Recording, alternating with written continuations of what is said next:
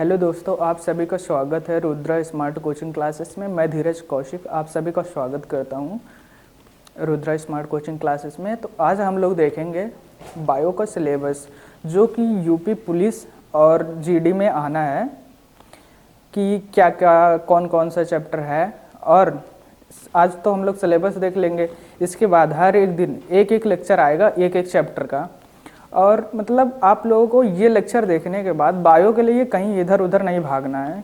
मतलब जितना इस लेक्चर में पढ़ाया जाएगा आप लोगों को वो सफिशिएंट पढ़ाया जाएगा कि उससे आप लोगों का एग्ज़ाम आराम से क्वालिफाई हो जाएगा, ठीक है। और जैसे आप लोगों को जो मैथ है और जनरल है, उन सब चीज़ों के लिए आप लोगों को ज़्यादा टाइम देना है, क्योंकि वहाँ से ज़्यादा क्वेश्चन आएंगे। बायो से आपका 5 से 8 क्वेश्चन आएंगे, जो कि आप लोग इस लेक्चर को देखने के बाद आसानी से कर पाएंगे। तो हम लोग सिलेबस को देखते हैं कि हमारा सिलेबस क्या है और क्या पढ़ना है। भाई ज़्यादा टाइम तो है नहीं कि हम लोग लेट करके धीरे धीरे पढ़ सकते हैं।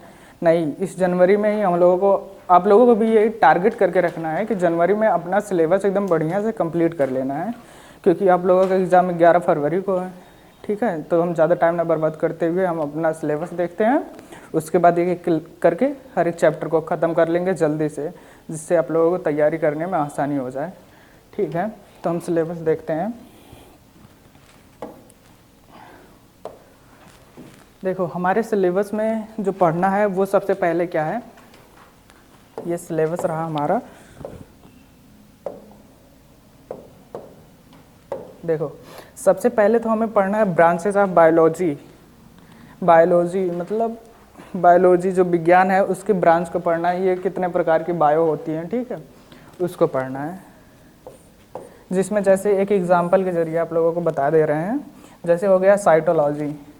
साइटोलॉजी सेल के मतलब कोशिका के बारे में ही पढ़ना साइटोलॉजी कहलाता है ना, ठीक है। स्टडी ऑफ सेल,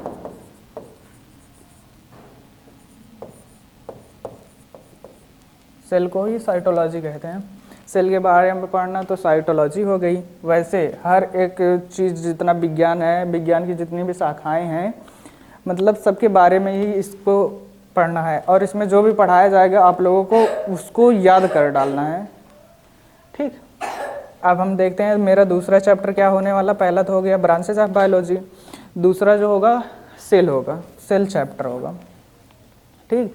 सेल में जैसे हम लोग पढ़ेंगे प्रोकैरियोटिक सेल को भी पढ़ेंगे और यूकैरियोटिक सेल को भी पढ़ेंगे, ठीक। उसके बाद जो थर्ड चैप्टर होने वाला है हम लोगों का वो टिश्यू होने वाला है। आप लोग टिश्यू के बारे में थोड़ा सा जानते भी होंगे। जैसे ग्रुप ऑफ सेल को टिश्यू कहते हैं।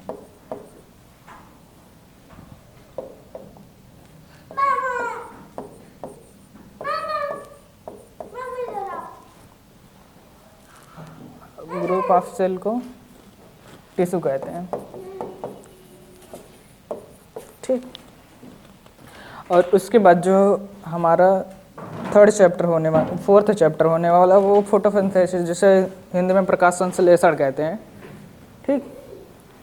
जैसे हो गया, उसमें हमें पढ़ना होगा ये दो रिएक्शंस होती हैं, मेन रिएक्शंस, डार्क रिएक्शन और लाइट रिएक्शन, जिससे भोजन बनता है, कैसे बनता है, पूरे सिस्टम को देखेंगे जब हम चैप्टर के अंदर घुसेंगे, ठीक है। और इतना है, ज़्यादा टाइम ना लेते हुए हम सिलेबस को ख़त्म करेंगे। और ये जो पाचन तंत्र, डाइजेस्टिव सिस्टम के पढ़ना है, जो कि हमारा 5वां लेक्चर होगा और 5वां चैप्टर होगा, ठीक। उसके बाद रेस्पिरेटरी सिस्टम के बारे में पढ़ना है, जिसे श्वसन तंत्र कहते हैं हिंदी में।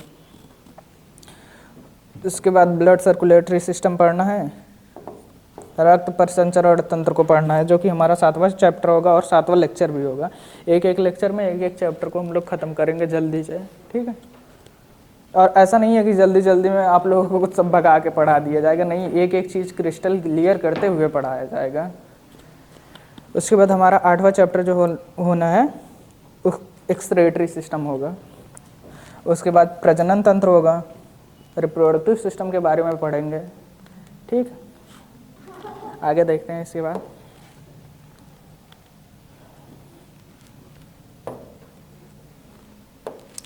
जो हमारा 10वां चैप्टर होगा वो नर्वस सिस्टम होगा। नर्वस सिस्टम यानी कि तंत्रिका तंत्र के बारे में हम लोग पढ़ेंगे। ये 10वां चैप्टर होगा।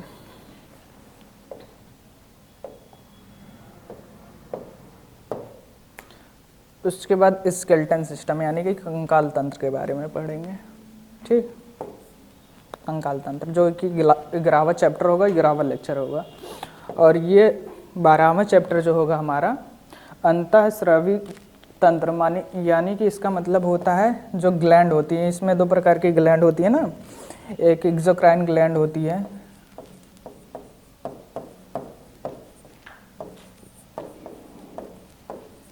और एक एंडोक्राइन ग्लैंड होती है।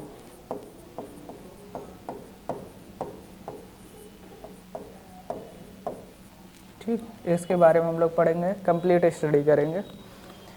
उसके बाद जो अगला चैप्टर होगा 13वां, वो विटामिन से उन बीमारियों के बारे में पढ़ेंगे हम लोग। भाई विटामिन से क्या प्रॉब्लम हो सकती है, मतलब और क्या डिजीज़ विटामिन से होती है, और बीमारियों के बारे में हम लोग डिटेल से पढ़ेंगे।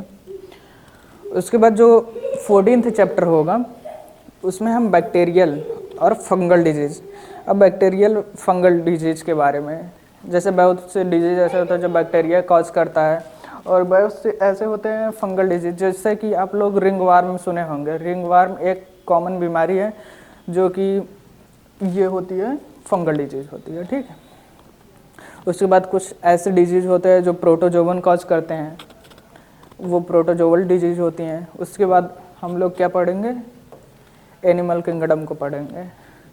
उसके बाद जो हमारा नेक्स्ट चैप्टर होने वाला है 16 चैप्टर, ये पादप जगत यानी प्लांट किंगडम।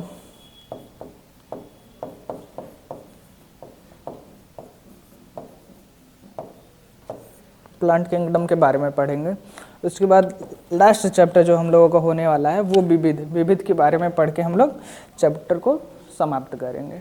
ठीक है, और ज़्यादा टाइम नहीं, जैसा कि हम देख रहे हैं हमारा ये 17 चैप्टर है ना, 17 चैप्टर को एक एक करके 17 लेक्चर में समाप्त कर देंगे। और ज़्यादा बड़ा लेक्चर भी आप लोगों का नहीं होने वाला है, और आसानी से हर एक चीज़ पढ़ाई जाएंगी जो कि आपको समझ में आए। ठीक है, तो अगर आप लोग ये बायो का सिलेबस का अगर स्क्रीनशॉट लेना चाहते हैं तो मतलब स्क्रीनशॉट इसका आप लोग ले सकते हैं। मैं अभी फिर से कर दे रहा हूँ जिससे आप लोग आसानी से इसका स्क्रीनशॉट ले लें।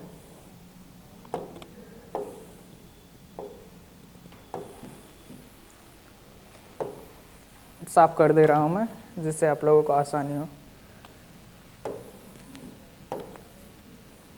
ठीक, बाकी ये आप लोगों को टेलीग्राम पे भी मिल जाएगा आसानी से, रुद्रा स्मार्ट कोचिंग क्लासेस करके अगर आप लोग सर्च करेंगे तो वहाँ पे भी मिल जाएगा आप लोगों को। ठीक, यही अपना 17 चैप्टर है जो कि हम लोगों को पढ़ना है, इसका आप लोग स्क्रीनशॉट ले लें। आप लोग पॉज करके स्क्रीनशॉट ले लिए होंगे तो हम दूसरी स्लाइड कर देते हैं। ठीक, ये रहा, इसका भी आप लोग स्क्रीनशॉट ले लें। ठीक है, इससे आप लोगों को तो ये पता चल गया है कि हमारे सिलेबस में क्या क्या आना है। अब हम एक एक करके अगले दिन से लेक्चर को अपलोड कर देंगे, और आप लोग बढ़िया से इस लेक्चर को देख कर नोट्स बना लें। जहाँ तक कि मैं आप लोगों को बता देना चाहता हूँ, जितना यहाँ पे पढ़ाया जाएगा वही आना है, इसलिए वही आप लोगों को पेपर में आना है, इससे बाहर से कोई कुछ भी नहीं आएगा।